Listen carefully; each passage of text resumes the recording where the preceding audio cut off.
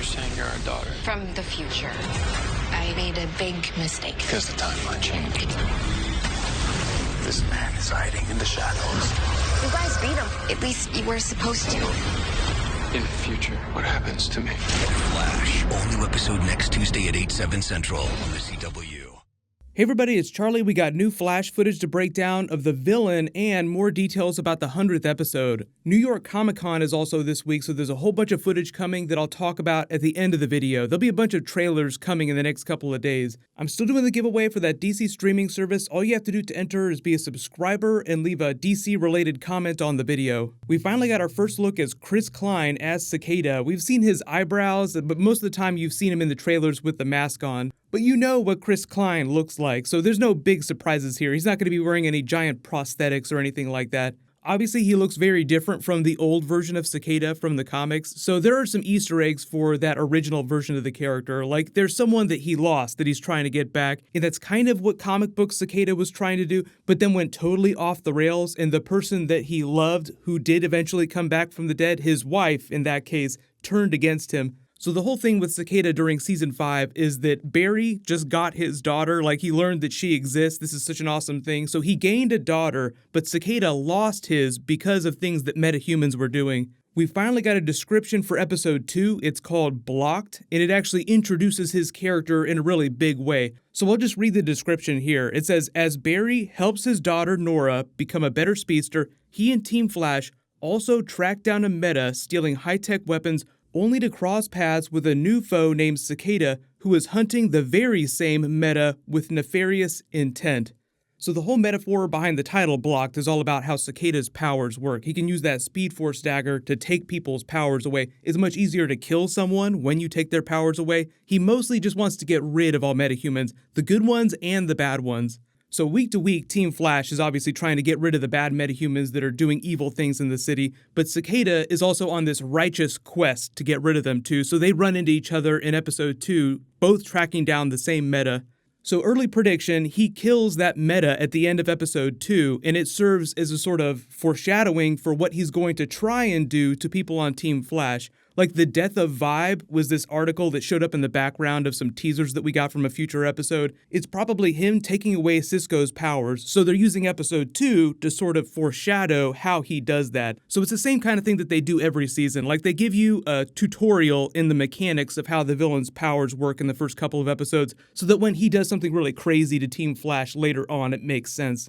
Jessica Parker Kennedy, who plays Nora, was talking more about her character. She says she wants to make her dad really happy. She's just there to impress him, meet him, get to know him better. But obviously en route to that, she created a big mistake by altering the timeline. Yes, she does actually have those Speed Force symbols on her costume, the ones that she was writing down during season 4. So the mystery of what those symbols are exactly, we kind of have an idea because Barry was writing them down, spouting out language from the future. So it's sort of this grand cosmic key that's going to help them unlock and solve all the problems this season. But it's kind of like a MacGuffin this point, like something that's not super important, but they use it to drive the plot forward. Then the real payoff will be them fixing the future without completely destroying Cicada. Like the whole idea is that Barry defeats the villain, but I think they try to find a better solution than just like stabbing them in the face like Oliver would try to do.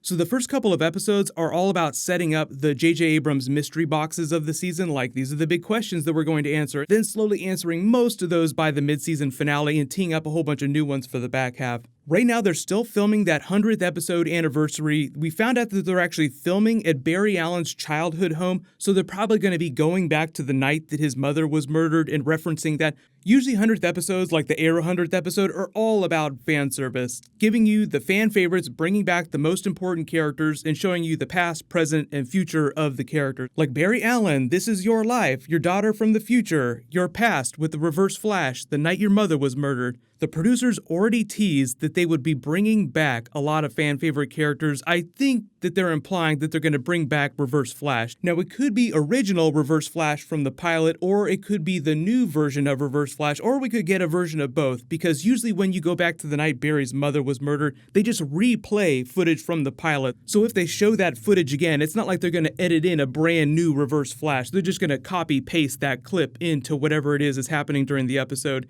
And if we get to meet the new Reverse Flash, because they did tease, I wonder what face I'll be wearing next when I meet, it'll be some completely separate scene. But I know you got all kinds of questions about which other character is going to show up. We haven't had too many teasers about that. I think that's just because they're filming most of those scenes indoors, so it's not like you're going to get big paparazzi shots of them walking around on the street together.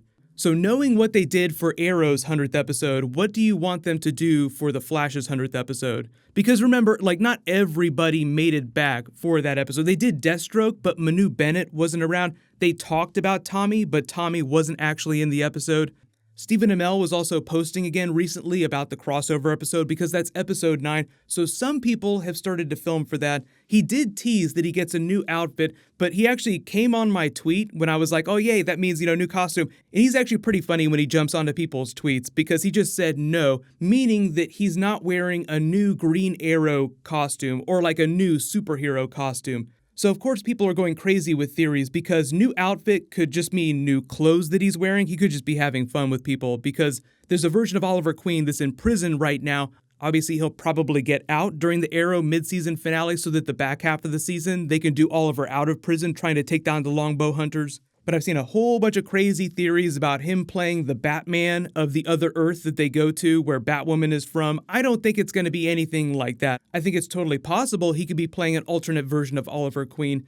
But just remember that he got a new mold of himself made, and he still fits into his old Green Arrow costume. So they're not making a new Green Arrow costume. So why would they need to take a mold of him to make a costume when you don't really do that for regular clothes? So it just implies that there's going to be something funny that they're going to build that looks like Oliver Queen or that he'll be wearing during the crossover. I don't think we're going to see footage for that till at least late October, early November. The crossover is happening later in December than it normally would, so it's still going to be a ways off. This week is New York Comic Con. I don't know if they're going to drop any new footage for the shows because they're promoting a bunch of other stuff, like Titans is doing its big worldwide premiere. I actually had to double check the embargo on that. I can't post my review till tomorrow morning, so Thursday morning is when I'll post that. There was a new Spider-Man Far From Home video that just dropped, so I'll do a new video for that. A lot of Spider-Man stuff happening right now. If you haven't seen it yet, click here for my non-spoilery Venom review, and click here to learn all about the Flash Arrow 3-way crossover this year. Thank you so much for watching. Everybody stay awesome. I'll see you guys tonight.